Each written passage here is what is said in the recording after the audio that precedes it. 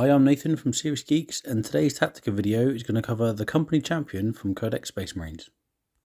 I find the Company Champion to be a bit of an odd duck when it comes to Codex Space Marines, in that it's a character that doesn't support the models around it directly with any special rules. What he does do is provide a fairly decent combat character to an army that probably doesn't really need him, so it's a bit of a difficult position for him. But he does have a role on the tabletop, and he can get quite powerful when you use him in that role. I'll explain fully as we go through the video, but let's start with the stat line of the Company Champion. This dude has a movement of 6, which is what we expect from Space Marine Infantry, 2+ weapon skill, which is definitely what we expect from this model, 3+ ballistic skill, so if he fires his pistol, he'll hit like a Space Marine, strength and toughness 4, very standard, 4 wounds, standard for a support character, 4 attacks, which isn't too bad, it's actually higher than most other characters that aren't captains, leadership of 8, and 3+ save. So as we review his stat line, he's basically a support firstborn character with the amount of attacks of a Primaris character. Still very much a support character. His stat line doesn't leap out as particularly powerful, and he's a bit of an average fighter really when you consider him. Where he really shines is when you give him the Chapter Champion upgrade, which I'll talk about in a little bit after we go through the standard data sheet. So what weapons does he come with? The usual bolt pistol, frag grenades, crack grenades. He also comes with a combat shield and a mastercrafted power sword. Mastercrafted power swords is obviously a melee weapon. Being a power sword, it gives +1 strength, so he goes up to strength 5 in close combat. That's quite good, -3 AP, is what you expect. And being mastercrafted, it has 2 damage, so it can carve through minor characters and Space Marines quite readily. This is a big positive. He does only have 4 attacks, 5 on the charge through shock assault, but it means that he can be a little bit of a threat to elite choices because he's going to be doing 2 damage a pop. His combat shield is kind of nice. It gives him effective 2+ armor save because it has +1 to saving throws, and also gives him a 5+ invulnerable. So that's pretty good. It basically means he's about a Terminator. Now, we've got nothing spectacular yet, so we'll have to combine it with the abilities to really get a feel for what this character does. We know that Angel of Death includes Shock Assault, which is going to be very crucial for a melee character. +1 attack in the first round of combat, always good. He's got Honourable Death, which is a nice little way of making sure that he can make heroic interventions into combat when he needs to. Can't play any shenanigans with it and try and get further away, but if you try and get closer to your opponent, especially characters, you can move up to 6 inches, which means that you can really chase down your target. And it means that he doesn't have to be particularly close to a friendly unit to be able to protect it in close combat. Next special rule, martial superiority at the start of the fight phase. If he's in engagement range of an enemy character, he gets to fight first that phase, which is quite useful for getting the jump on an opposing character. This could be quite a frustrating thing for the opponent, which means that he has to choose to attack your Company Champion if he's in close combat first, and you might not want to do that, just so that he can beat you to the punch when it comes to attacking, or he's got to let you go first, because you'll invariably choose your unit after his first charging unit if he's got multiple charging units, and you're going to choose your Company Champion.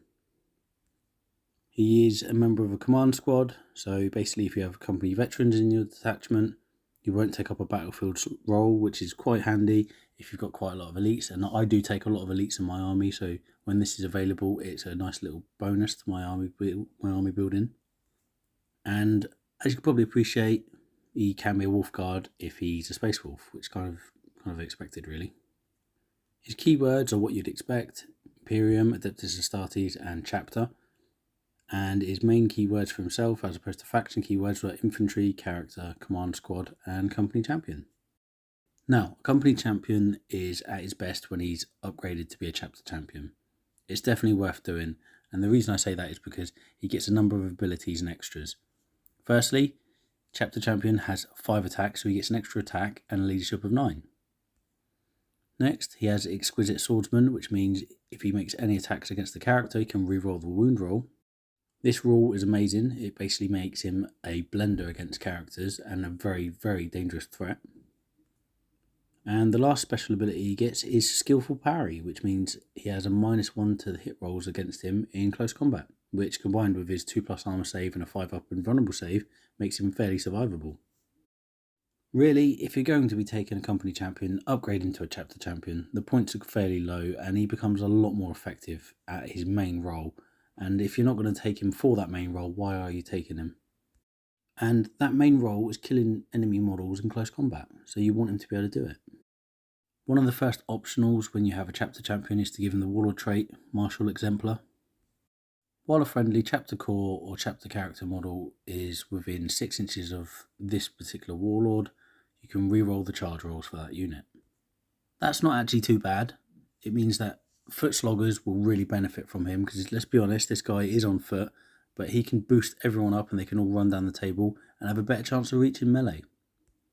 Most people wouldn't take that over Imperium Sword because +1 strength, attack and reroll charge is so much better, but this kind of spreads the love a little bit. And if you have a melee focused infantry march up the table, he can help out there. Black Templars in particular might benefit from that, but they do have a little bit of their own tricks to play with regards to the chapter champions, etc. in the Emperor's Champion, so they might not actually be taking this dude, let's be honest. I generally wouldn't bother with this. It's quite a nice warlord trait, but it's just there's other things you can get and save the command points because he's probably not going to be your main warlord anyway. What I do recommend if you're going to take a chapter champion is the Blade of Triumph.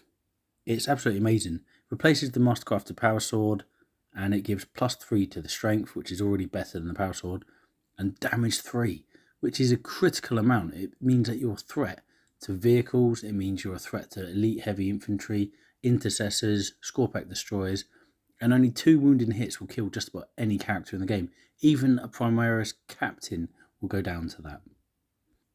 So if you're going to take this guy, I recommend taking him as a chapter champion and giving him the Blade of Triumph. Anything else you don't really need to worry about, but that makes him such a beat stick. With all those extra attacks he gets from Shock Assault and being a chapter champion, you're going to look at 6 attacks, hitting most things on 2s, re-rolling wounds against characters, causing 3 damage apiece. This is where he becomes quite a dangerous model. When it comes to other relics, your taste may vary, but seriously, the Blade of Triumph is all you want to give him. It's just so good. Don't bother with anything else. I'm not even going to talk about other relics because there's just no point.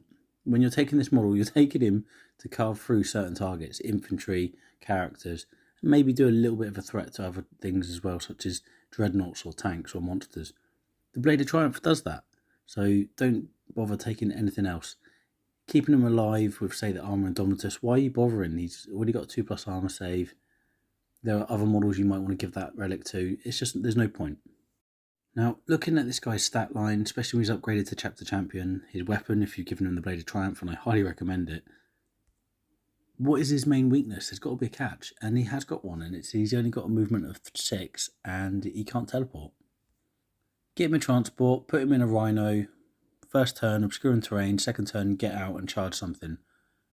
Another option is a drop pod, put him where he needs to be. Again, you'd be like, well, what are the odds of him making that 9-inch charge? Well, the Litany of Battle Canticle of Hate from a chaplain can be used with Commanding Oratory, and that means it's used out of phase, which means he gets +2 to his charge because it's an aura ability. That can be very useful and help you get up the table where you need to be very early on and carving into things. Remember, opponents have to take objectives to win most games, so head towards an objective. If you're a bit slower moving, they have to reach you sooner or later anyway, otherwise you've got that objective. So what I recommend if you're taking this model is use the Blade of Triumph, make him a credible threat. Players just don't want damage 3 hitting their models, they don't want it hitting their characters. Use that to your advantage. Get him to attack the models that he can really hurt with that damage 3 that will upset your opponent. Do so supporting other models and you'll have a little points cost investment for quite a large amount of impact on the table. As you could probably appreciate, this model does very well with Blood Angels. They have +1 to their wound rolls, as we know, which makes them very effective, and it means that they're going to be wounding most things on a 2+. Other armies, it's kind of a flavour. He does very well. He's very effective for people who would predominantly shoot him because he's a small points investment and he gives you a solid counter character who's able to really do some work in close combat. In fact, I use a chapter champion in my Ultramarines quite frequently, and he's always a threat. He's very powerful. Of course, I use the Ultramarine specific version, who is slightly better, but doesn't have an invulnerable save, so it depends on what you want. I'll talk about that model at a later date. So overall, I highly recommend taking a company champion if you have a few points left over for him. He can do some sterling work in close combat and kind of surprise people. They're just not going to be ready for a single character who's going to generate quite a lot of attacks and do a lot of damage, especially with that damage-free weapon. I can't go over that enough, I'll tell you. So that's all there really is to say about the company champion. He's a very effective model. He's fairly cheap, doesn't fit into every list, but when he is there, he can do some sterling work for you. Remember to attack choice targets, elite heavy infantry, characters. Don't be afraid to use the Blade of Triumph to destroy a vehicle or cause some problems for someone. Anyway, that's it for me. Hope you've enjoyed the video. Please like and subscribe, and I'll catch you all soon. Peace out.